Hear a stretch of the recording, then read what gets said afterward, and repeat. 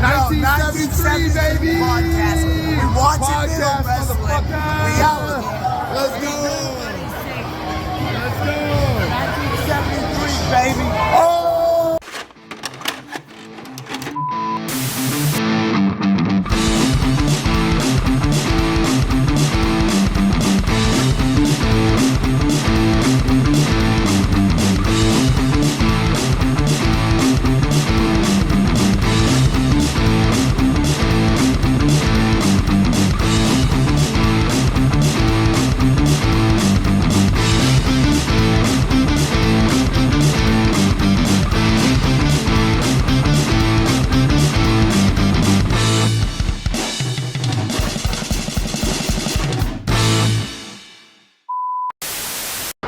Hey everyone, you're watching the 1973 podcast. We're at the Lobster Fest.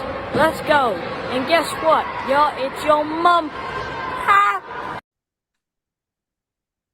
Ladies and gentlemen, boys and girls, children of all ages, here we go. Episode number 70. And it's Father's Day weekend. So before we get started, I got to say happy Father's Day to all you mothers out there and the mothers and fathers on this podcast. So, motherfuckers. there you have it. So before we get going, I got a bone to pick with this tournament this weekend that I'm at. They charged us $10 to go in and watch your own kid play. And they gave you a wristband. That is, I got a problem. Welcome to the world of baseball, buddy. Oh, I can't believe it. You're already paying for a tournament, Bro. and then they get you to come in and watch your kid and put a 10 spot down. I'm just totally blown away with it. It's already the second time it's happened. I thoughts? Anybody from the panel before we get going on that? Bro. They're trying to break you in for high school. Bro, my kid is 8. We played our, whatever World Series tournament a few weekends ago. $20 a piece for me and Jess to get in for one I gotta day. say, I never paid for baseball. Only Bro, it hockey. was a 3-day tournament. They tried to cut us a deal and say, well, you could pay like $50 for the whole weekend as opposed to the 60. I was like, I'm paying $100 to watch my kid play baseball for the weekend after all the other fees and just to watch their team get absolutely fucking annihilated. Like, what is the point of this? And then the snack bar, the concessions are like Disneyland prices, man. Like, give me a fucking break. They made a killing for sure. Where was the tournament? At the Astrodome? Bro, this isn't a sportsplex in Pascagoula.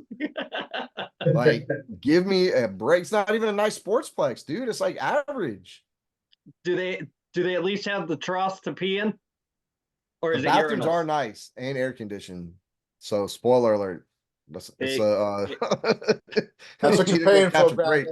That's why it's $100. You're paying $100 to take a shit and piss in the air conditioner. Bro, but all the tournaments are like that though. Every time we go to a baseball tournament, usually it's like $10 a person to get in. $10 a day. But when it's the World Series, because it's the basically the end of the season, it's the big one. They rack up the price, man. It's stupid. terrible. Since when did Terrible. youth sports become big business like this? Like Oh, maybe they should kind of scale it back to maybe not having.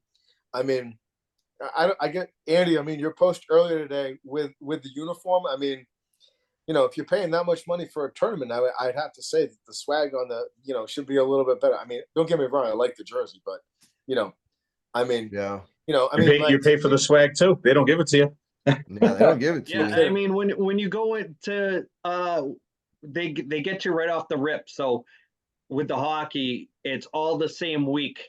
Like there's 50 teams in our area, all town, club, whatever. They have it the same week.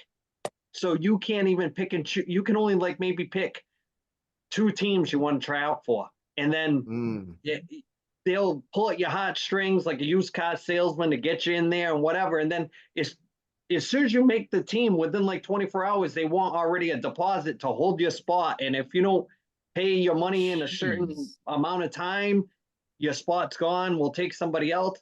Then once you get your spot, then they send you like this thing for the jerseys, and it's not just the jerseys. It's like the So you get the home jersey, the away jersey, you get the home and away socks to go with the jersey. Then they try to hit Yep. you up for the pants, which aren't really required. But if you don't want to look like a bender out there, you try to look kind of semi like you know what you're doing. And it's you could be in just for the jerseys and everything alone, $600 easily. Woo. And that's not even the tuition for the season. Every tournament's at least, I don't know, I've seen it between a $120 and $350 just to play 3 or 4 games. Then you're driving to stay.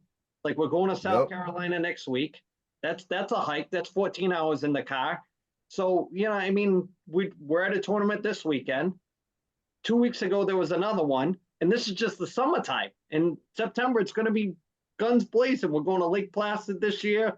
We're going somewhere else. God knows where. We'll be all over the place, but I'm not missing a podcast.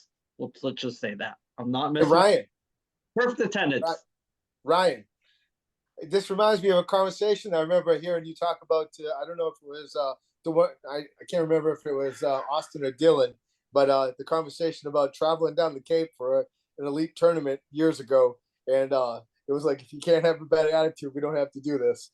Yeah, no, it's wild. The stories between brings me back to when Andy was talking about the tryouts, and they make you always feel like you got the last spot against like an imaginary person, so you rush to get that deposited because you don't want the other person to get the last spot, and then you go to the first practice and there's only like 11 kids on the team. Yeah. Andy, I think we just found you a new segment. What grinds your gears? Yes. Hey. I'll tell you, what grinds my gears is I watched. Now, here's the show from my youth that I love. Now, I am a Heather Thomas fan, and I do love Lee Majors. I watched the new Fall Guy movie. What a shit fest. I'm like, what am I watching? I'll leave it at that, but I mean, we could do movie reviews for my segment or whatever, but that was absolute dog shit, that movie. So don't even watch. I refuse to watch the new Roadhouse. I refuse. I mean, you're not touching the old one.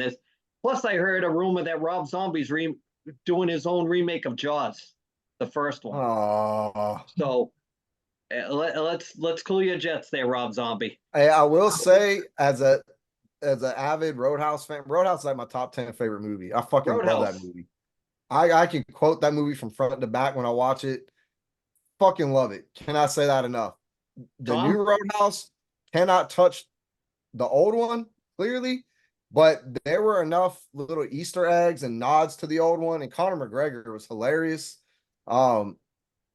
Is it as good as the original? Absolutely not. Is it worth watching and you can suffer through it and it's still an enjoyable movie? Yeah, I think you would like it. The only thing that would save that new Roadhouse, Bradford, is if Terry Funk was in it. Hey, I had a lot of gripes with it, man. But Conor McGregor, he's the new Terry Funk, dude. Like Terry Funk was, ECW badass wrestling. Conor McGregor, UFC badass. So there are a lot of nods to the original. There's a lot of Easter eggs. If you watch it closely, you'll catch them. I thought it was good. I watched it 2 or 3 times because I thought it was that good. So we're segueing in perfectly to this week's email. Ed, you want to read this week's email because it has to do exactly with what we're talking about right now. Take it away, Edford. Absolutely. So this is brought to you by Goonguard. Goonguard. Roadhouse. Check them out. What's that, Mel? Roadhouse. So this one is Watch Along. So that's the title of the email. So this is from Abe from Bonn, Germany. Oh, how about that? We are now we're broadcasting across the pond now. Well, let me correct you there for a second, Ed, not to cut you off, but we have asked the professor. We have had multiple emails from outside the U.S. So go ahead. Well, I will say that we're goose stepping along into another country here. So hey, I'm full of comedy here, huh? Look at that. So anyway, Abe, this is take it easy, Sergeant Schultz. I know nothing. I know nothing. Okay. So, hi, 1973 Nation. I believe I have an idea that will bring more people to your content. You should create a special watch along for old TV and wrestling shows with your brand of comedy. make it separate from your weekly episodes. Well, Abe, I think that's a wonderful idea. Abe, maybe you should, if I'm just going to say this, maybe you could tap into some BMW money or some Mercedes money or whatnot and send it to us, and we'll be more than happy to do that. I'm going to toss this one to the professor. What do you think there, Thomas?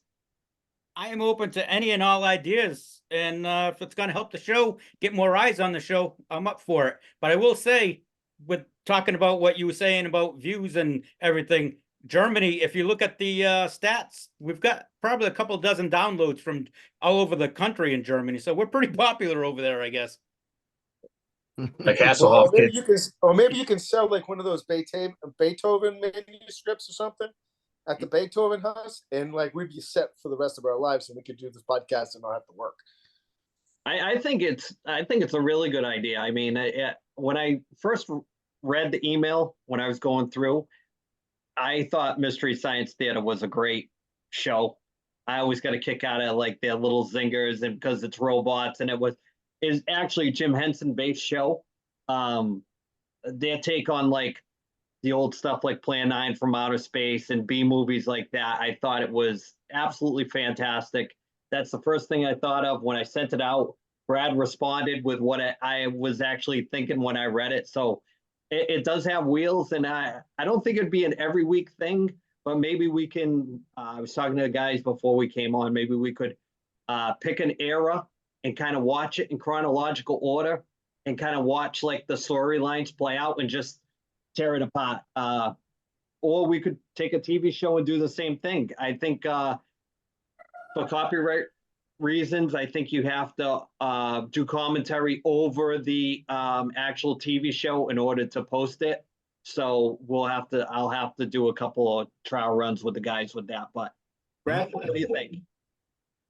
I think it's a great idea, and I think our topic could be remakes of classic movies, starting with Roadhouse.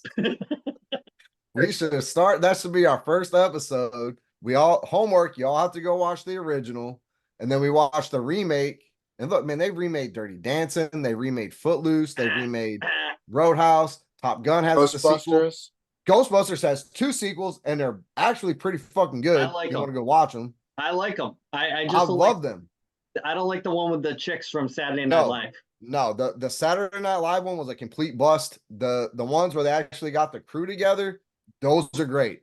I would be down for it, man. I mean, it's a time commitment, but I say we can make it work. I can make it work. Phantom, what do you got? I'm down. It's like real life Beavis and Butthead. Yeah, and funny story, we all kind of plug into that quite nicely, don't we?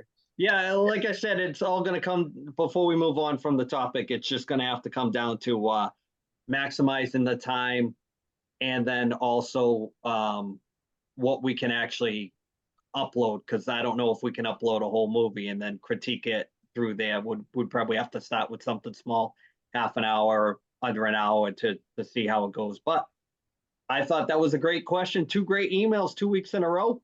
Absolutely. Hey, thank you very much. There was a little bit of sarcasm with how I answered the question, but it really was a good question. And thank you very much for listening. We do greatly appreciate it. So, I mean, we could do like an All in a Family one, or we could do MASH, or we could do Welcome Back. This is going to be the segment that gets us all canceled and fired from work. Yeah, we can't do all I can't get fired from work. Yeah, no, I can't do that. And you did say the Jeffersons, right? Oh no, and the Jeffersons too, for sure. Good times. Yeah. Oh, absolutely. All those 70 shows. Oh man, fantastic, all of them. Yeah, oh, when must watch TV. Yeah, when staying home and watching TV with the parents with the 6, 10, and 12, when everybody was on the same page. We'll keep it at that. So, speaking of wrestling, let's talk some wrestling. Let's move away from the email, get away from Roadhouse, and let's talk some. We can talk Clash at the Castle. We can talk about our weekly WCW deep dive into who killed WCW. We're going to talk Bradford. Let's talk Clash at the Castle. It's on Saturday. What do you got? Man, I've been watching like the little clips from the pressers and the pre-shows. It looks like the crowd is just as turned up as France was. Drew McIntyre obviously is in his home country. He came out and the crowd went absolutely ballistic. Like, how can you not be a fan of Drew McIntyre right now? I know Chris is gonna be so mad because we wanted Damian Priest to win the title. But look, Drew McIntyre is the best heel we have seen in a while. Give this man a title, let him be the heel. He plays it to a T. Face Drew McIntyre was boring as shit. Heel Drew McIntyre is epic. And it's just building up for a clash with CM Punk down the road. Damian Priest is boring as shit as a champ anyway. He had his he got the belt, he had his run, whatever. Okay, Drew McIntyre needs to win in Scotland. I don't see how he doesn't leave without that belt, and and setting up for a showdown with CM Punk is just going to be epic. So, well, let me cut in right there and give you my fantasy booking as I like to. Does CM Punk show up without being announced and screw Drew McIntyre at the end to not win? Or does Drew McIntyre win the belt and it sets up the two of them for his return at SummerSlam Yeah. Okay. Because I don't think they're gonna screw him over in his home country. They like to give the home country people their credit and their due, just like Rhea Ripley when they went to Australia. You know, they let her play it up. I think Drew McIntyre wins it just because hometown hero. I saw the Professor and the Phantom both chuckling because I know that the Rolodex was going. So I'm going to go to the Phantom first, and I want the thoughts on that. I think the best thing going coming off of Damian Priest is Bliss and Dirty Dom. That's like one of my favorite things going on right now, and it's two people I could really care less about going into it, but start telling those good stories. I want to see where it's going to go. That's a little old school. That's how I like how to use the women as far as like in wrestling angles. She's the champion. She's an active part of the wrestling, but the soap opera-esque stuff. Yep. Makes for good TV. Yeah. Yeah, I steal a couple of pages from, people blow up the ECW for the wrong reasons, but there was that stuff that was pop culture based in storylines that was going on at that time with the music and like the whole remember when Raven had all that stuff with Kimona, Sandman stuff with his wife. You need to steal a page or two. Professor, I think full circle, Bliss is going to end up being with them, and they're going to turn Rhea good when she comes back. You never know. You mean Liv Morgan, right? You said Alexa Bliss, Ryan. Oh, yeah. Hey, she's like the spitting image of Alexa Bliss, though. I mean, no kidding. I get them mixed up. You can get them mixed up with the lights on or off, right? Professor, bring us back to True North. What do you got? Well, it's funny because I went into this thinking that Damian Priest was going to win, and now I like what Brad said about the hometown. And then Drew McIntyre today broke kayfabe, and they had like the kickoff press conference. He broke kayfabe, and he was talking about his wife.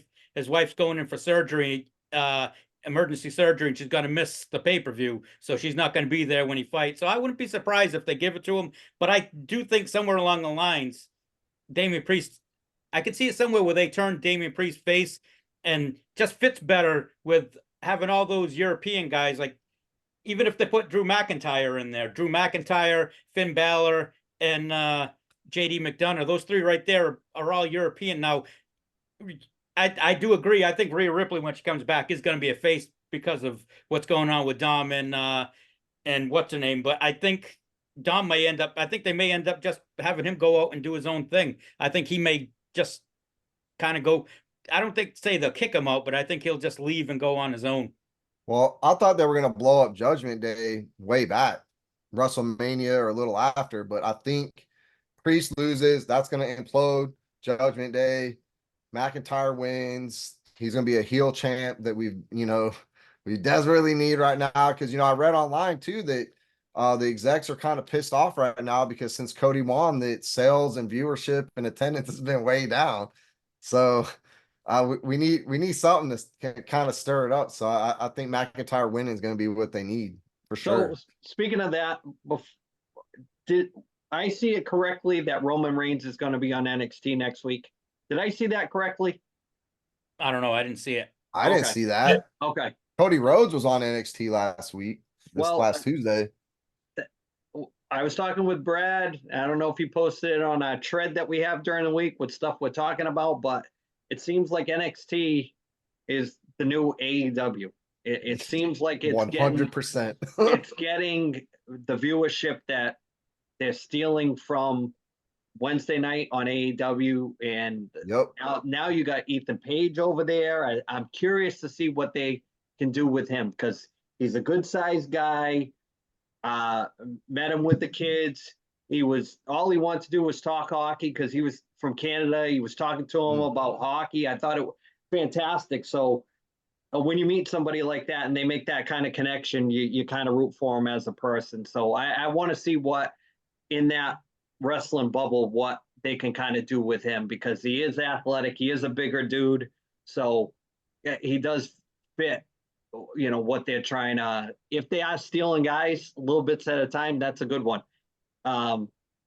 Anybody have any thoughts on Ethan Page before we bounce? Because I wanted to talk quick about Ricochet. I don't have anything about Ethan Page. No. No, I like what they're doing. They're bringing in all of Cody's boys. You're right. Little by little. The rumor is that TNA is under so much that they're falling apart right now. They fired like 3 of their head of creative and within the last like 2 weeks. And the rumor is that quietly TKO or whatever they call it that owns WWE, they're trying to buy TNA, and that's why you're seeing Jordan Grace showed up on. She's been fighting on thing. Moose has already mentioned that he actually asked Jordan Grace to say a good word with Shawn Michaels so he could try to come over. So I think slowly you're going to see them kind of combine. I wouldn't be surprised if somebody from TNA shows up at Clash of the Castle, like as a secret appearance. Wouldn't be surprised at all. Now the traction that I don't like when they announce that guys are leaving. It would have been cool to see Ricochet get put out, Rey Mysterio style, and then you don't know what's going on. I think they give away too much. In the outside stuff, I think they can't keep their mouth shut. I think they need to start doing some non-disclosure agreements with that kind of thing. But Phantom, thoughts on the Ricochet? I mean, I think that's the way that they should put guys out. If you're switching companies, then it should be like the old days. You got to kind of put somebody over, or have it be an injury, or somebody broke your leg and then you're gone. And whenever you show up after a couple of months, then it's like you're healed. So when you went somewhere else, like you ran them out of town. I'm with you on that one. I'm always. I saw a thing too with Ospreay, and he was talking about Ricochet, and he was pretty much saying that he's like, the way that WWE uses him, he's like only using like, I don't know if it was like a third of his moveset. Like all his matches are only like 10 minutes long. That if they actually gave him more time than what they did, like the guy should actually be a superstar, because I guess I don't know if he wrestled with him in Japan or wherever they were together. I guess they were having like epic matches, and he was should be like a top guy, but I don't know if it was his size or his style. So maybe if he does go to AEW, it'll benefit him, because it's they probably wrestle more his to his abilities. Yeah, his no sell. That's the other 2/3 of his moveset, kicking out from pile drivers on the concrete. That's he has the personality of a brick wall. Like, he has the moves in the ring. He can do all the acrobatic stuff, but let's be real. Logan Paul does a better Ricochet than Ricochet does. Does the same moves with the personality. Carmelo Hayes, who also sucks on the mic, and I'm so tired of seeing these stars bitching about not having, their time in the spotlight. You can't cut a promo. You don't deserve it, man. That is the huge part. Like, you can't Carmelo Hayes fucked up a promo just a couple weeks ago, and LA Knight saved him, right? But Melo is a better Ricochet than Ricochet. So if you want to, and I love Ricochet, man. I'm a huge fan, but like, you can't we'll go out here and do. You can only flip off the top turnbuckle so many times before I'm like, you got to get a new bit. You have a Not hot everybody girl on the for you, roster buddy. could be a Paul Heyman guy. I mean, he has Samantha Irvin has probably kept him in the spotlight and on the roster longer than he is due. He probably doesn't even realize that. I don't But you think know he's going something, to though? AEW. I think he's going to take a break. He's going to play the market, and he's going to have AEW make an offer and let WWE counter. And he's going to go with he's staying where Samantha's at. He's not leaving her. As soon as he's gone, let's be But honest. Andy and Ryan and Tommy, Brad, sorry, brother, I'm tossing you out because you're the young guy here. But isn't this what they used to do with guys that weren't as good on the mic? They'd make them a tag team champion, and they'd put him with somebody that was really good on the mic. I mean, Yeah, or, manager. I mean, if you want, right? Well, I mean, so yeah, the thing about Definitely. there's two guys that they always talk about that because of the structure of the WWEF, WWF at the time. EFG, HIJK, LMNP, Right. or So SCV. they stuck the Grand Wizard with Billy Graham, and he didn't even need the Grand Wizard. I mean, they worked well together, but they didn't need him. And the other one is Rick Rude with Bobby Heenan. You're taking two guys that were like, you don't. I understand why you put them together, but they don't need what you bring to the table from each other. I mean, Big John Studd and Bobby Heenan, yeah. King Kong Bundy and Bobby Heenan, yes, but no Rick Rude and Bobby Heenan. But Like, who are you going to get to manage Ricochet? All the managers are bigger than him. Well, he needs a tag team partner with a personality. That's my point. Actually Brad, had an interview with you just MVP. validated my point, Brad. Yeah. MVP had an interview the other day, and he actually said that he tried to get Ricochet into the Hurt business when he started, and for whatever reason, creative said no. Wow. It's a roll of the dice, though. But look, right now, say what you want about CM Punk. He has gone to NXT during his off time and his mentor, Trick Williams. Guess where he's working with him at? It's not his in-ring presence, or his skills, or his moves. It's the mic work. Because, again, Trick Williams, huge athlete, kind of sucks on the mic. But Trick Williams is so over with the fans. You get that his mic skills polished up. He's going to make the jump to the main roster and very soon. And CM Punk is helping with that. Ricochet needs somebody like that. Go ahead, Tom. But you can also go back in the day. I mean, look at Kamala. I mean, Kamala got over, all right? Yeah. I mean, look at Kamala. Look at George the Animal Steel. Nice. I mean, come on, man. He got over too. So the thing about it is like the thing is that these guys they don't listen to the people that have been there before for help. That's the biggest part of the problem with all of them. Period. Yep. And I don't even watch WWE anymore because I don't. And then AEW don't like it because the product sucks. Because funny story is that all of us on this program, if we got loaded into a plane and stuffed in a room, I know we could come up with better storylines than anything they got. We're doing it right now. Yeah. I'm turned up, man. Speaking of Kamala, this is just a rapid fire question. Phantom, Kamala, Hall of Famer? I don't know. Nope. Kimchi, Hall of Famer? No, Friday. So let's talk. One of the things we've been doing it all kind of spring season, our Dark Side of the Ring. Now, the second week of Who Killed WCW. Thoughts on my first thing was the Eric Bischoff story. Do you feel bad for him? Do you kind of what's the thoughts? No. Hell to the no. Well, let's give Ed the floor because he didn't chime in too much during the last segment. So go ahead, Ed. Well, first and foremost, I can respect Eric for the fact that he got thrust into a position where he had an opportunity to take it and he ran with it. He took the ball and he ran with it. He did a great job. He attached his wagon to the wrong horse, being Hogan. And it just seems like all the stuff that you hear is, oh, this happened, so I did this, and I did this, and this, and this, and that, and all this other shit. And it's like, come on, bro. There's an excuse for everything on why you did something. Come on, man. Like own it. Be like, look, Hogan had the eyes on the TV screen. Like, own it. Come on, man. Oh Like, my god. enough is enough. I mean, you made at least $500,000 in all those T-shirts you made out of Rhode Island, dude. Come on. We have a guest. Ed, you want to give the floor to? I'm gonna give the floor to Cristal, the ice cream man. The ice cream man. Listen, here we are live at Midget Mayhem in Taunton. There is a show and a half going on in there. I wish I had service to bring it to you guys. I got videos. If you want it, we'll get it later, load it up on the podcast. But man, it's loud in there. It's awesome. These guys are spanking each other silly. It's great. I'm loving every minute of it. We got two demands. We want a run-in and an arrest video. That might happen tonight. Don't request too much because I'm in rare form, so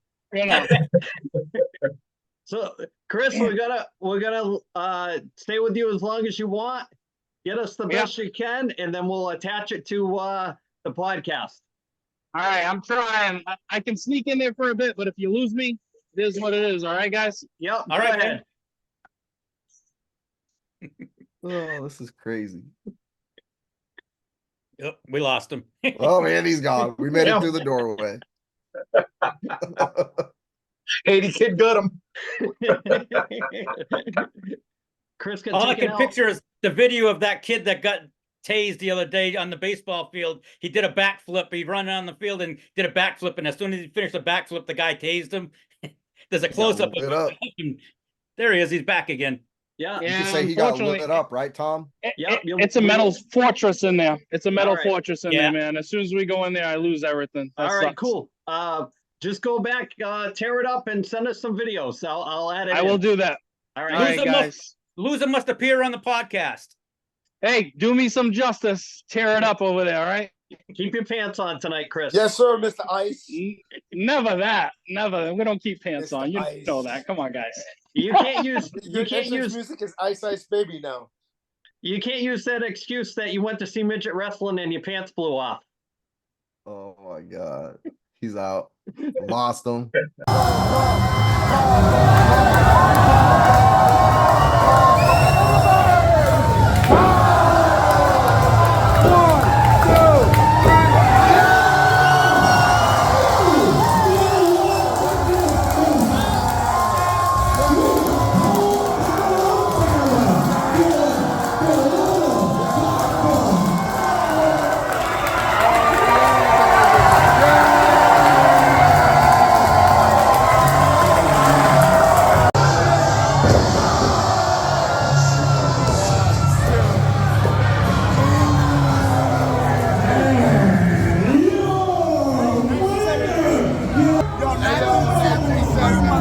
Yeah, rock it out. Podcast style, baby. We out here. Thomas, thoughts on who killed WCW? Let's get back to I thought it was really good. I actually caught up with both episodes, and I thought it was really good. I really liked the second one, and it does make you a little sympathetic towards him. But to be honest with you, he's got to grow a pair of balls. If you're in that business and he plays off like he's this big businessman, you got to play business, man. You got to fight back if you don't agree with something. I mean, don't kowtow to these guys. And granted, the execs have money, but I mean, Ted Turner, in the end, Ted Turner had all the money, and at that time, and he was the only guy that liked the wrestling. So I mean, I think he would have been all right. But I mean, the whole Goldberg stuff, I never liked him, and I don't like him after seeing that.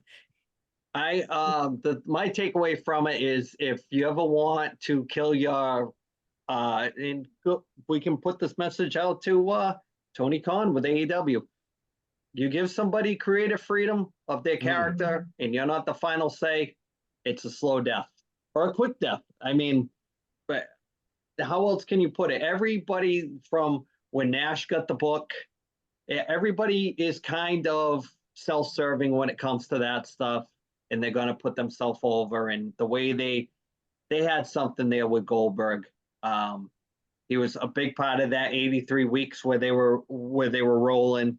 and to have that streak end like that, and especially like Bischoff said, if he loses to a 6'10" giant, then that's kind of believable. But was he the guy to do it? Hogan put him over clean, which for him is a big thing. He was eventually going to get that win back somehow. But yeah, it's a lot of talking heads, and you always don't know who to believe, because hindsight, looking back on it, they can backtrack too.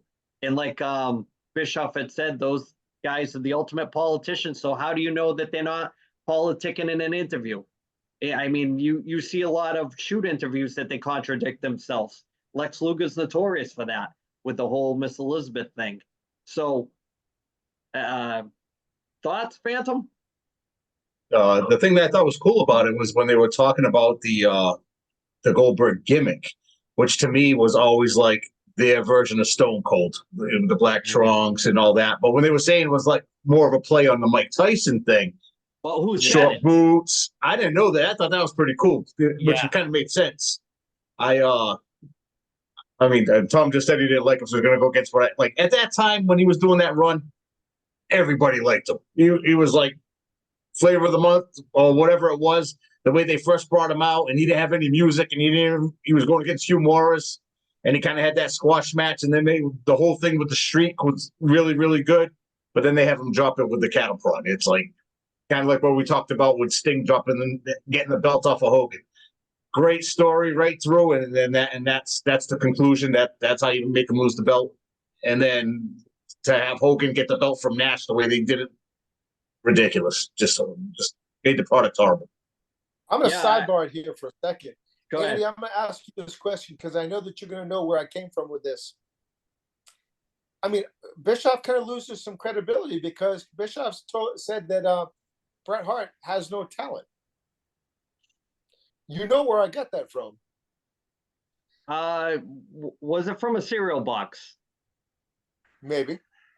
Not. Yeah, I mean, isn't it Hulk Hogan that said that Bret Hart had no talent? I mean, that was one of the things that when he took the belt back from Yokozuna, when Yokozuna beat Bret Hart, he said he had to take it back because Bret Hart had no talent. I know that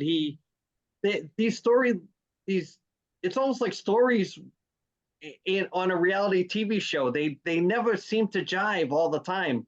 I thought Kevin Sullivan was great talking about going back to what the Phantom said about the Mike Tyson look. It was Kevin Sullivan that had said that. And I think that, I don't know what Kevin Sullivan was doing at the time, but maybe he was the right guy to take the book from Eric Bischoff at the time instead of Kevin Nash. But who knows? Who knows? 83 weeks, that's a long time to be rolling like they were. But the best guy that seems to talk the most open and honest to me, and I think Conan. Yep. He just, if you want to Did not age well either. well, he's had a lot of liver problems. He's only 18. We're going to say he's probably 85. His health. My goodness. That's some hard living right there. We'll leave it at that. But yeah, Brad, what's your take on this week's episode? I mean, I agree with what y'all said. When the professor said, I wasn't a big fan of Goldberg either. Like growing up, I was like, who the hell is this guy? Ex-NFL player trying to make it big in my wrestling. Like, don't come in here with your washed up career. But he was so over and it was so fun to watch. Like I was in for it, man. I don't know why you would explode that or implode it rather. When they were cooking with Goldberg, man. Like, did the WWE just go in and destroy Undertaker's undefeated at WrestleMania? No, like it was a long time that they built that up. Like, why would you do that to Goldberg? You're beating the competition, you're beating the brakes off of WWE. But I think what you said, Andy, Tony Khan needs to watch these episodes and take notes. Because what he's doing right now, it's the similarities it's unreal. And when he gave creative and booking over to Kevin Nash, I was like, oh, this makes a lot more sense now. Because I remember that chain of events. Like as a kid, Y'all think I was in high school watching that when Nash just laid down and Hogan pinned him? I was not a fan of that. And Nash was like, listen to the crowd. I was so over, they loved it. And I was like, bro, I don't know what you're hearing. It sounds like they're booing. This kind of whack, like this whole process. Do I feel bad for Bischoff? No. He got ousted by executives and financiers and CEOs and bookworms that are way more into it than he was. Like he was in way over his head. He was a sales guy. He got ousted by guys that were down into the legalities and into the weeds of it, man. Did you see where he retired to in Wyoming? Like, Wyoming. I don't feel bad for him. He's living the best life ever, making these documentaries. It's off the t-shirts, bro. Yeah, I think Andy? Yeah. I think AEW really needs to look at what happened with how they let Kevin Nash book these, and even Bischoff said he was trying to please too many people, and it imploded on itself, man. Like you can't do that. But You got to draw the line somewhere. But it goes back to like the thing about it is, Brad, to reiterate your point, Andy's point, Ryan's point, and Tom's point. The thing about it is just that the blow off on why AEW and WCW shit the bed is because the storyline's great up until the point, and then when the blow off happens, it's crap. Yeah, they didn't know what to do with Goldberg. Look at that whole devil gimmick that AEW did. It was really cool. But, I mean, what's name screwed it up when he got hurt, but same shit. Yep. Yeah. So like when they blow it off, it's crap. And like WWE always seems to have like a plan of like, okay, this is where we're going with the storyline. Blow up happens. Where we're going to next. Well, but you look at the difference between the two of them. WCW gets Bret Hart coming off of a screw job with zero plan for him. But then going the other way, when Jericho went to WWE, instant superstar. Like, instant Y2J. Yep. It's like I can't see how you're going to invest. What did he say? $2.5 million contract that he got. Yep. And then your only plan is just to have him show up on Monday, and just to get that initial pop, just like AEW does. The biggest thing they ever do with any of the guys is the first day they show up. Then after that, they got nothing else for them. It's sad. But the thing that kills me about when they get these guys is don't tell anybody you signed them. Have them sign an NDA, and so that it's all hush hush.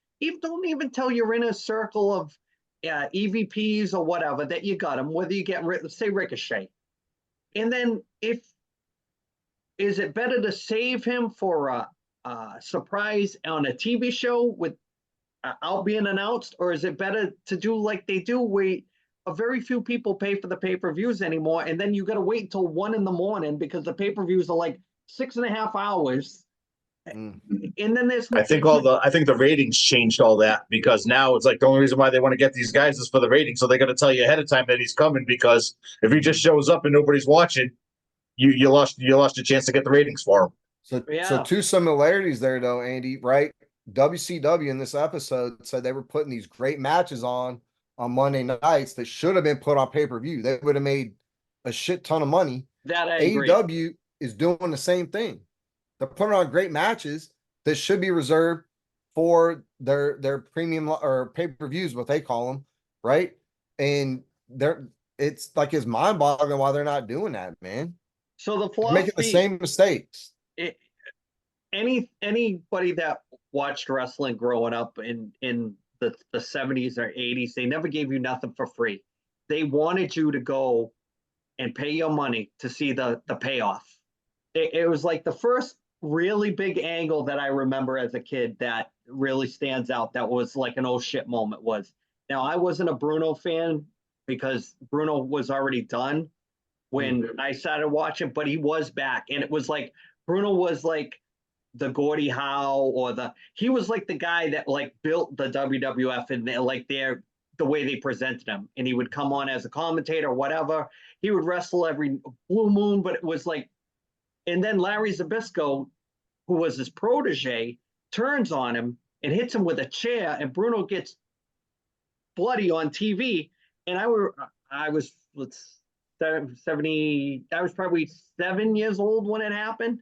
And that whole year with the build up to the Shea Stadium show, people wanted to freaking kill Larry Zbyszko because of that.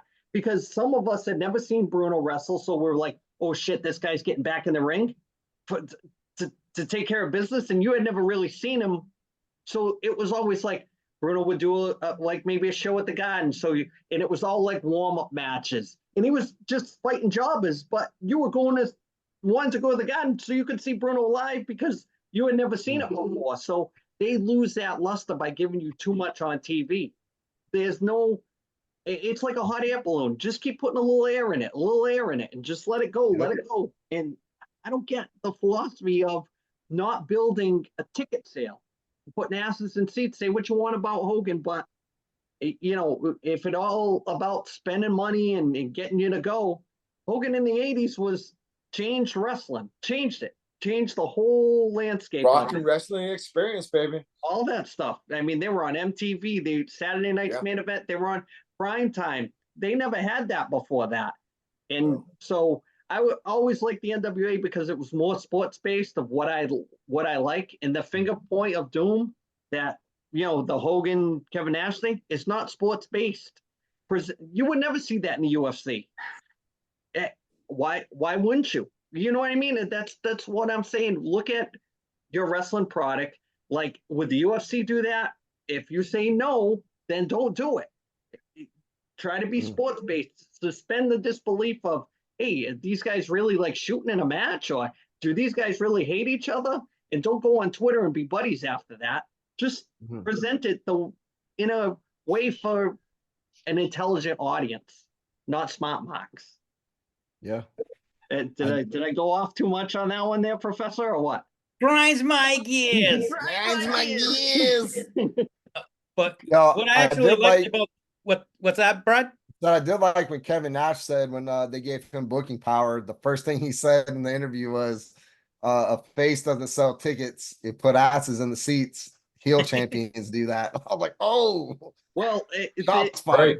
I know Tom wants to dive in, but I will say that the Professor and the Phantom will agree with me that the chase is in the heel champion. The chase, the money is in the heel champion because you hate him so much, you just want somebody to beat him. And people nowadays don't have the mindset to wait. It's an instant gratification, and when you make them wait and you make them wait, you get more and more heated. So there is a philosophy to that too. That was always the WWF versus the NWA. The money was always in the chase of the heel champion, Harley Race, the Ric Flairs. So do you want to add to that there, Professor? Well, what I was going to say was about the WCW thing was I liked how they had, I know the Rock's production company produced this, but I like how they had him on there giving the WWE perspective and saying like, oh, they were watching it backstage, and how Conan was saying that he was, when WWE finally started coming back, how he and I think he said it was Disco Inferno or it was Buff Bagwell, one of the two, were watching WWE backstage and they were giving him shit, and he was like, hey, it's good. He said, I wonder if they're ever going to bring up the thing with Bischoff that he fired Stone Cold when he was stunning Steve Austin.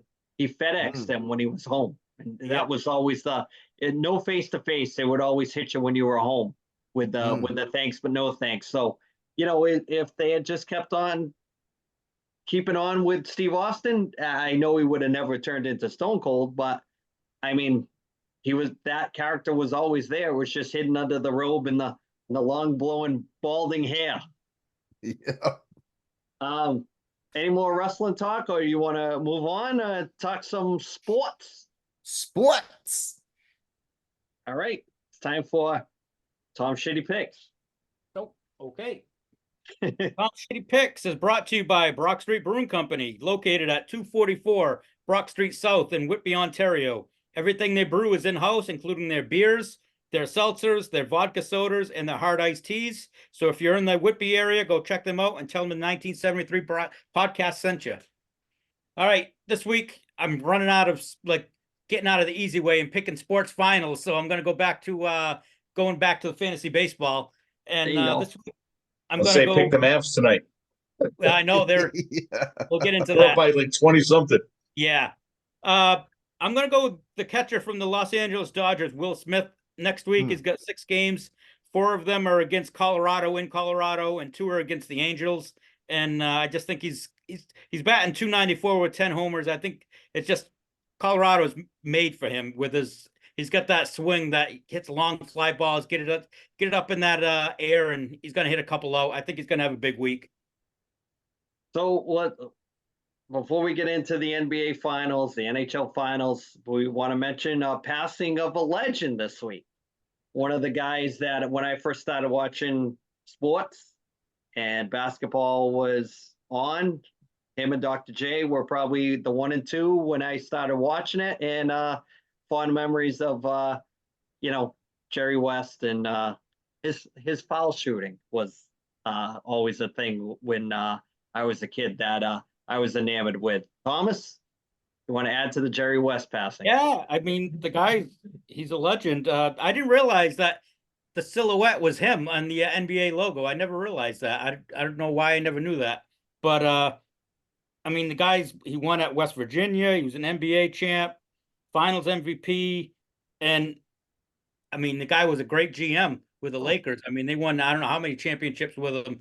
But the story I liked was this week, Joe Mazzulla played at West Virginia. He said when he was playing there, he said he got a phone call from Jerry West, and Jerry West ripped him a new ass. He said about 15 minutes long. He says all he did was yell at him. You know how you've got such a great opportunity and you're pissing it away and giving him a hard time. And he said it helped him. He says that's how he says he's one of the ones that takes that and feeds off of it. And they became pretty good friends. He said that he actually stayed at Jerry West's house in California during the summer one year. And he said that one time he got up and he was late for the workout that he was supposed to do. And I don't know if it was with Jerry West or not, but he said Jerry West just started yelling at him, told him not to eat breakfast, just get on he said, you haven't worked up an appetite yet. Go out on the court and work up an appetite before you eat. So said he had to go out there and work out, but it's just good stories. I've never really heard a bad thing about him.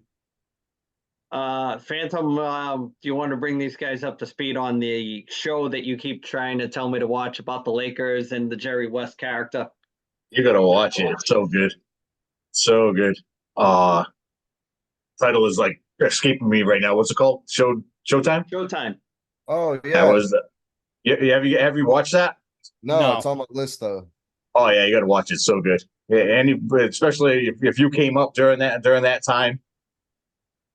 It's funny because you look at how they cast the different characters, and it's like you're first looking at them going, I don't know, I think they kind of could have got somebody better. But as the show goes along, they actually nailed like quite a few of them.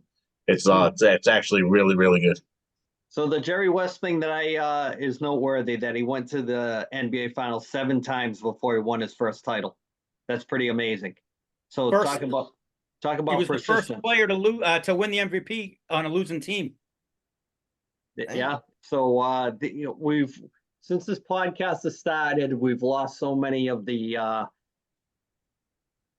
people that we grew up watching. So it just puts things in perspective when you see these That's things. because we're becoming the old people. Why not have a watch along? We're all getting old and we're all getting tired. Yeah. You're all getting older. I'm still in my prime. We're still sexy as fuck though, Bradford. And we know just ask your baby face professor over there. Yeah. Maybe he's not available. Just saying. I disappoint everyone. Yeah. So let's talk NBA Finals.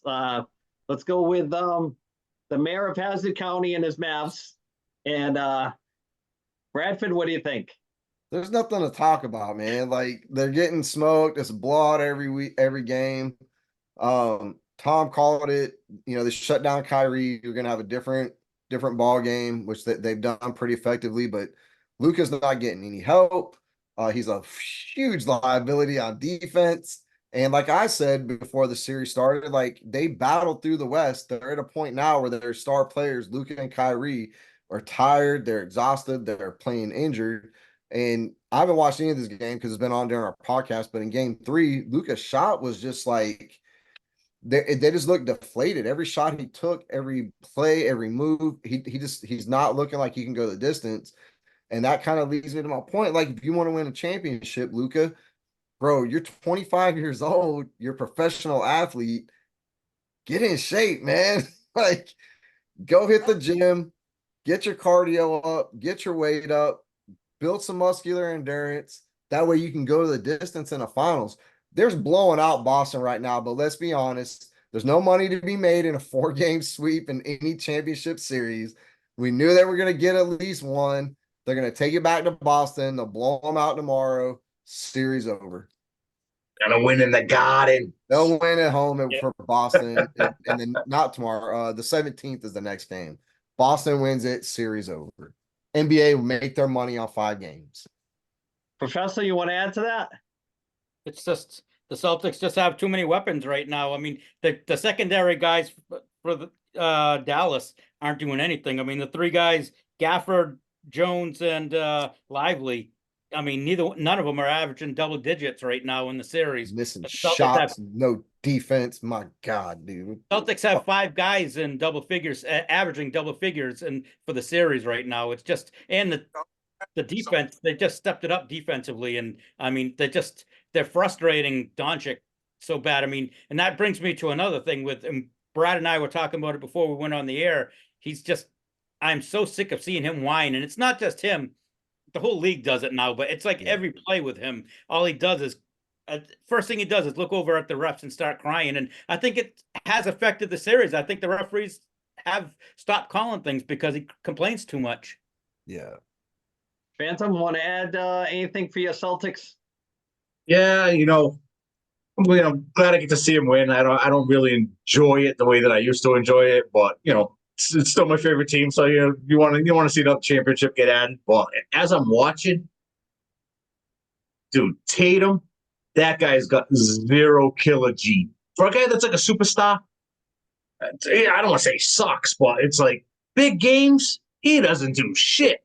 And anybody that's like your top guy, like your go-to guy, go back to the past. The best guys are always the best guys.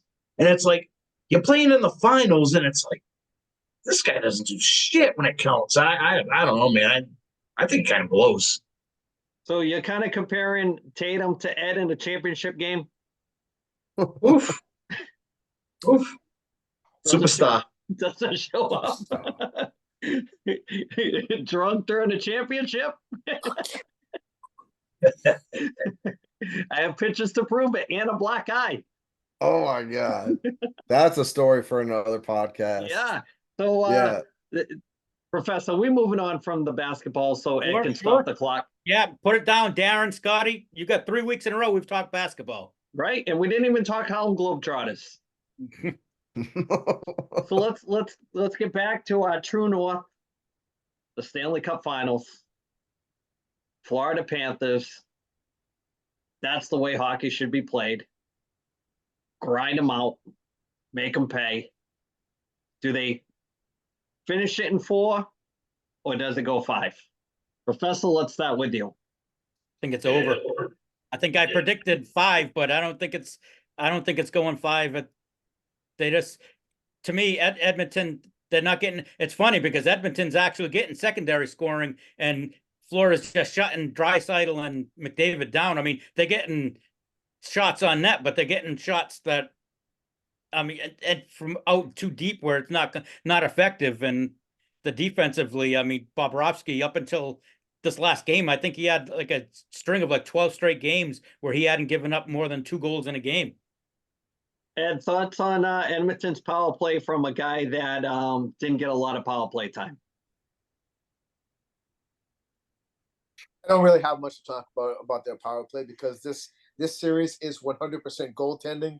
And Thomas, I disagree with you because the thing about it is last night, Edmonton had 18 shots from the slot last night, and they didn't hit it. So the thing about it is that I think honestly, game 1 and game 3, Edmonton outplayed Florida, but to both Thomas's and Andy's point, Florida is just built to win the Stanley Cup playoffs. All these other teams that like they've matched up against were built for the regular season. These guys are like sandpaper, and they grind and grind and grind and grind, and they score timely manner. And Bob, he's the wall, man. And the thing about it is that the goal, what is it? Let's see, his save percentage is like what, 820 something versus 886, I think, or 896. You're gonna win every time. And Thomas, to your point, bottom line is that the Draisaitl, 0 points, right? 0 points. See, and I'm not even the professor on that, but I know this. This is true. You are correct. The thing about this series is it's amazing when you get the whole team buying in to a philosophy, and it's not that devil's trap crap that it's boring to watch. You cannot tell me that watching the Panthers play that style is not fun to watch. It's long overdue. You know, they're heavy on that forecheck. You watch that forecheck, and those guys are like rabid dogs trying to get that puck or break up some kind of play or frustrate Draisaitl and McDavid. And for me, I always say that you can beat a team multiple times during the season because you're not playing them back-to-back nights. You stop playing a team with that kind of style for a 7-game series. If you're not ready for it, or if you're like, we got the talent to beat that. No, you don't. No, you don't. Phantom, thoughts on the series? Are they done? Yeah, the thing. Yeah, I hope that Edmonton can at least let them win 2. Let's make it a little bit interesting. I agree with Ed. I thought Edmonton outplayed them 2 out of the 3 games. It's this Florida so structurally sound. That's the difference. I don't know if it's veteran coach versus rookie coach. If the adjustments aren't being made on the Oilers side, I almost kind of feel like the Oilers knew that the Panthers were coming in tough, and it's almost like they're coming in with the attitude like they're not going to punk us like they do to everybody else, and they're kind of getting out of their game a bit. It seems like Edmonton's the one that's kind of playing actually a little dirty, as if to say you're not going to bitch us out here, but they're kind of not playing their game because of it. And then I think the superstars, I don't know. I'm sure they're definitely pressing, but they're trying to do too much rather than just play within the Panthers, play within your system and do your thing. I hate when they go on the power play, and I've seen them score there 1,000 times, but Draisaitl likes to take that shot from almost on the goal line, below the half wall. Fuck, man, work that thing back up to Bouchard, let him fucking rip it and just crash the net. I am not a Bouchard fan. I think he's overrated. Oh, I think he's good, but he's a power play guy. You know what I mean? And he tapped out in the chokehold from Ekblad. Got choked out. Gotta let him put you to sleep.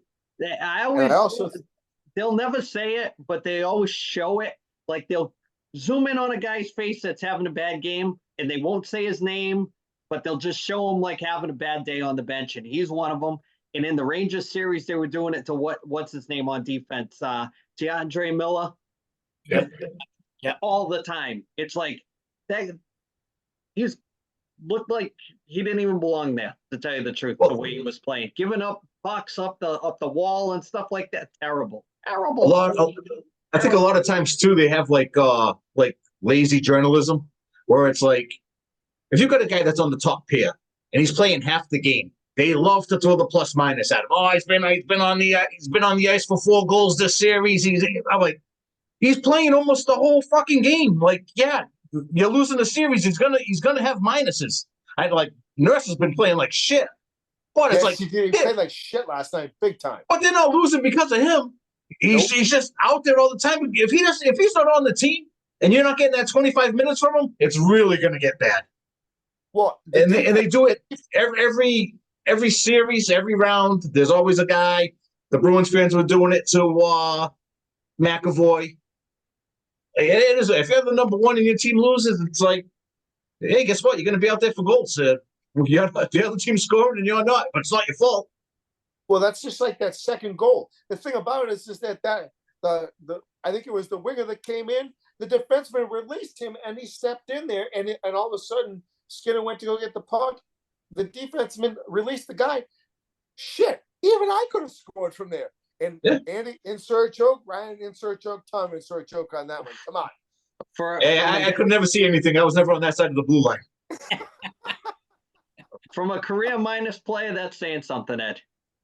Hey, look, I advanced us to the playoffs from my face. So come on now. That is true. That is true. That is true. Just saying. You know, he looked. I had my head put through the ice by a defenseman, and I could see it on my own. Oh, look, there's a puck. I should probably chip at it, and it went in. The only reason why I knew it went in is because the whole bench went out. That was goal number 1 of the season. Yeah, and that was like the second to last game of the season. So before we move on from our Stanley Cup Finals talk, we have to get Bradford. Thoughts on the series? Are the Panthers sweeping, or is it going further than 4? First of all, is the Stanley Cup final still going? Second of all, what teams are in it? That's not for real. Who's in it? It's the Savannah Bananas and the Body Animals. Okay, Bananas in 7. Okay. I'm gonna say it right now. So speaking of bananas, it's another good segue to the mayor of Mayberry, Bradford, in his tinfoil hat. Professor, lead us in. Okay, Brad's tinfoil hat conspiracy of the week is brought to you by the 1973 Podcast Store.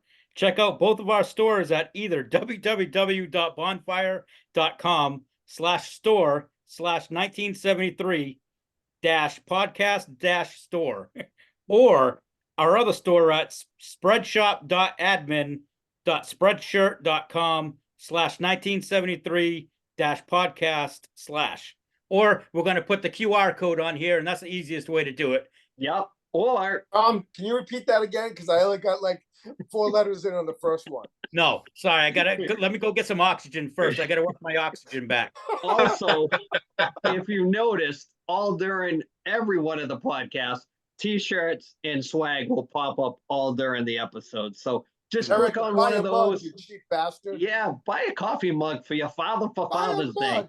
Ooh, nice. Fathers like coffee. Yep, and mothers like coffee too. Mm. Some of you fathers are mothers. Your mothers. Mother. Take it away. All right, so this week's conspiracy theory is a little bit of a history lesson for America. Pre-Christopher Columbus in North America, basically stretching from Louisiana, Mississippi up to Wisconsin and the Great Lakes, there were a race of people known as the mound builders. They were the skeletons have been found all throughout the country. There were 7 to 10 feet tall people. There are stories of the Native Americans in Utah battling them in these great epic battles. They found a 7-foot mummified version of one of them in Yosemite. They lived in they called them mound builders because they lived in, get this, flat top pyramids. So again, pyramids, ancient cultures. It was common throughout more places than just Egypt, and in the Mayan cultures, these pyramids were everywhere. So the conspiracy is that these giant human skeletons have been found. They found them in Wisconsin in 1897. They found them in Georgia in 1886. So the question is, where are these giant skeletons?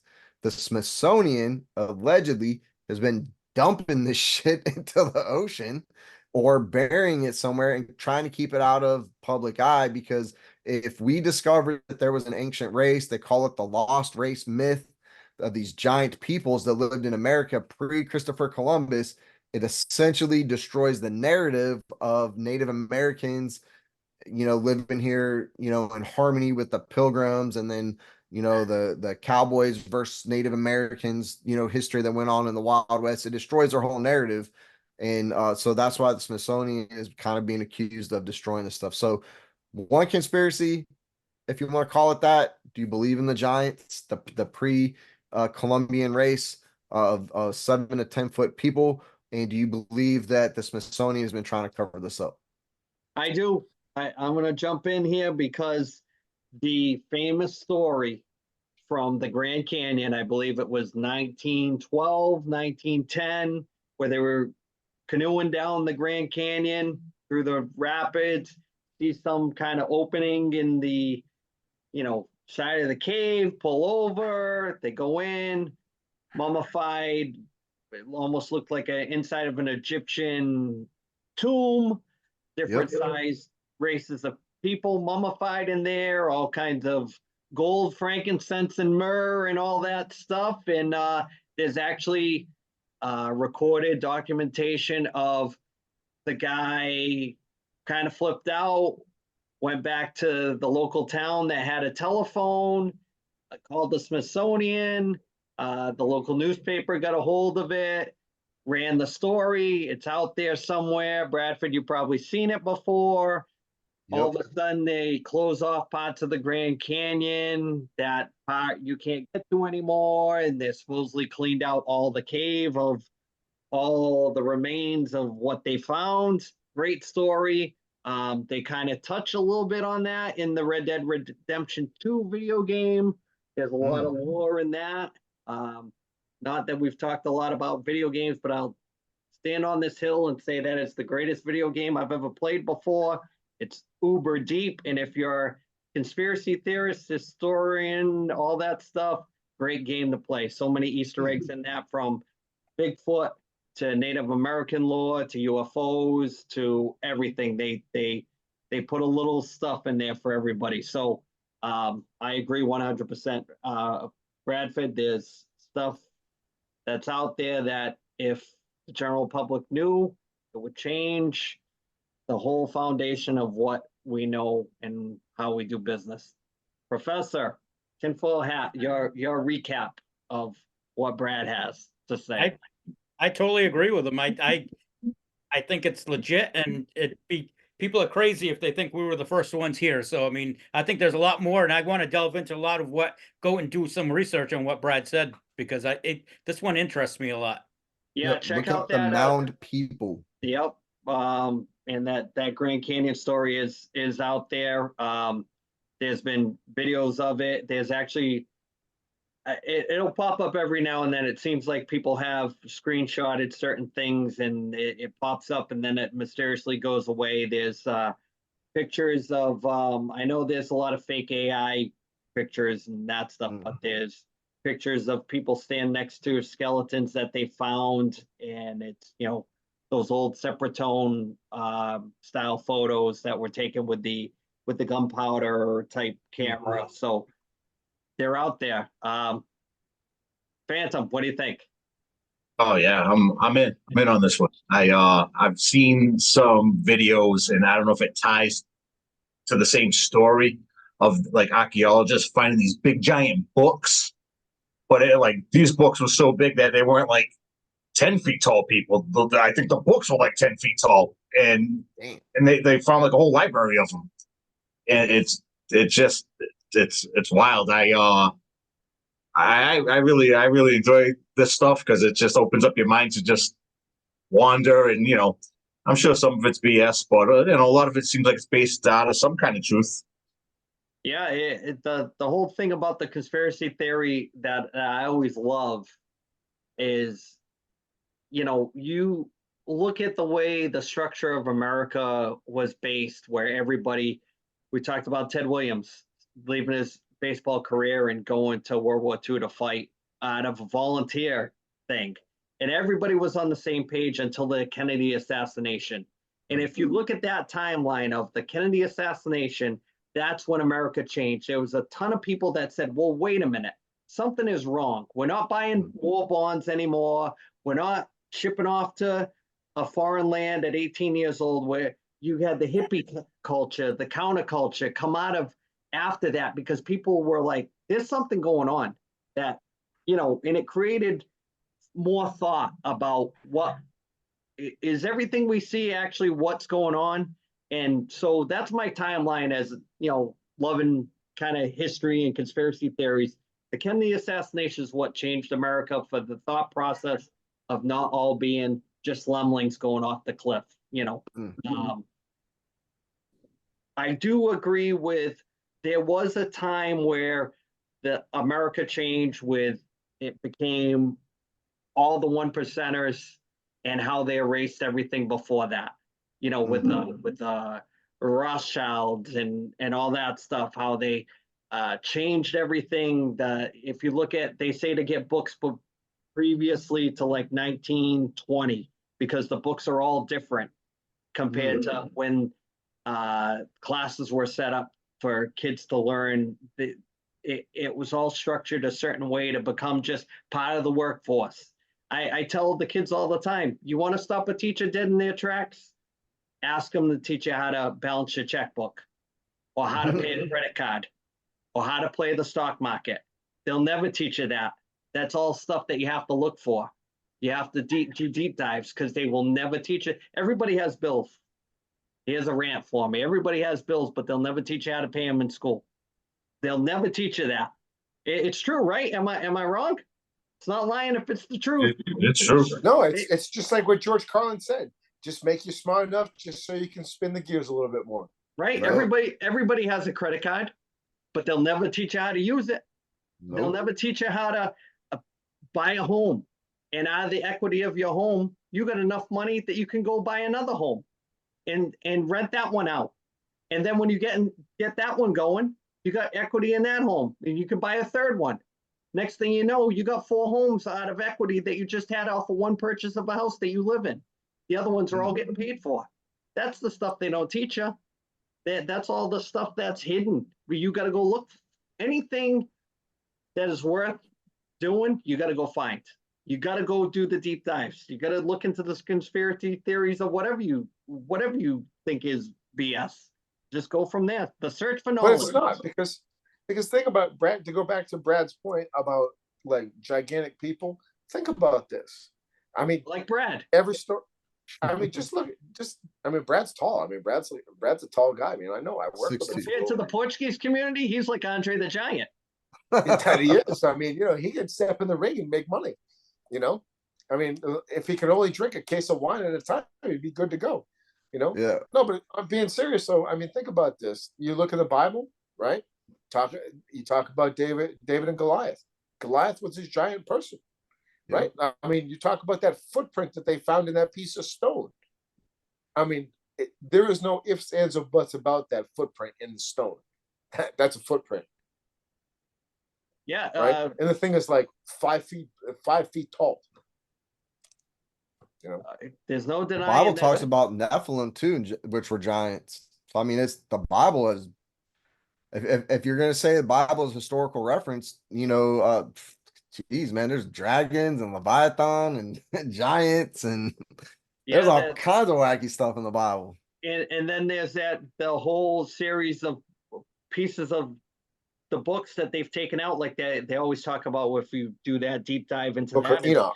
The Book of Enoch with all that, where they, supposedly there was whatever you feel is a race of angels came down, breeded with normal people, and created that race of giants. Right? Am I right or am I wrong? And that's, I mean, they reference that in the book of Genesis, though. Right. And supposedly one of those floods is what wiped out that. It was like a reset. Yep. So a lot of things to talk about. Lots and lots of stuff. We should almost just do a whole hour podcast on conspiracies. Oh, we could also do that. Brad's tinfoil hat deluxe, the deluxe edition, the director's cut. Yeah. Number 1 segment to his own show. Yeah. There you go. Yeah. So a couple things before we wrap up. Thomas, want to talk some album of the week, and we'll wrap this up for Father's Day weekend. Sure. This week's album of the week is brought to you by Purchase Street Records, located at 53 Popes Island, Unit 2, New Bedford, Mass, or online at purchasestrecords.com. They also have a Facebook page, so hit them up on there. Purchase Street Records is Southern New England's largest independent record store. Hey, this is Brad from 1973 Podcast with the album of the week. Right here I have Pennywise, Full Circle. Listened to this a bunch when I was a kid. Still listen to it. It's on regular rotation. Every song on here is an absolute banger. Songs like Fight Till You Die, David Destiny and Society, and the punk rock anthem, Broham Tribute. Check it out, 1973 Podcast. So let's do some shout outs. We'll wrap this Father's Day episode up. I'll start. I must wish all the fathers that I know happy Father's Day. If you have your father and he's still around, give him a big hug. Tell him the 1973 podcast sent you. Ed, what do you got this week? Oh, I'm gonna say big happy Father's Day to you, to Brad, to Ryan, to Big Ed, to Jeff. Happy Father's Day to all the fathers out there. Thank you very much. Thank you very much for everybody for listening, and have a great weekend. Phantom, what do you got? My shout out is, I don't know if you guys have ever eaten there before. Have you ever had Dave's Hot Chicken? Nope. No, sir. I went to this place today in Braintree coming back from New Hampshire. Dave's Hot Chicken. Shit was awesome. Wicked good. Check it out. Shout out to Dave's Hot Chicken. Don't be a chicken, have some hot chicken. Have some hot chicken. Don't give those out for free, Andy.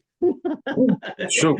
It might not be southern. It might be not. It's probably not southern hot chicken, but for up here, pretty good. Bradford, I know that you've been a father more than once. Yeah. A couple of them you acknowledge. A couple of them maybe you don't. There's probably some running around New Mexico, Korea, Virginia. Who knows, man? You get around. You've been in witness protection. You've been on the USS Flag. You've served as part of the GI Joe Cobra Corps. You've been all over the place. Yeah. What do you got this Government, week? the government sent me on some international business trips, and who knows what's out there? There's some little blonde-haired Korean kids running around. Who knows? Yeah. I just want to say, 6'7". what's that? They're 6'7", so you know they're yours. Yeah. There's going to be a Korean basketball star here in a couple of years. I'll be like, holy shit, that's my kid. No, I'm playing. I do want to say happy Father's Day to everybody. I think this is another conspiracy, the war on families. They've tried to devalue the power and authority and the importance of father figures. I want to say, fathers, you do matter. You are a big part of a child's development. You matter. It's Men's Mental Health Awareness Month. If you need help, reach out. Hotlines, helplines, hit me up and on my socials if you need to talk. I'm here for anybody, day or night, all the time. But happy Father's Day. Yeah, before we close it out with the professor, I just want to reiterate that thing that I told you last week, that it's pretty sad that out of all the holidays, including Arbor Day, Father's Day is celebrated 20th on the list. And I think that's from a society, stuff like that needs to change. So when you get that pair of socks this weekend, say you couldn't have done better than socks. All the time off I take for you, all the vacations I have, and they all go to the kids. Sounds like another thing that's grinding your gears.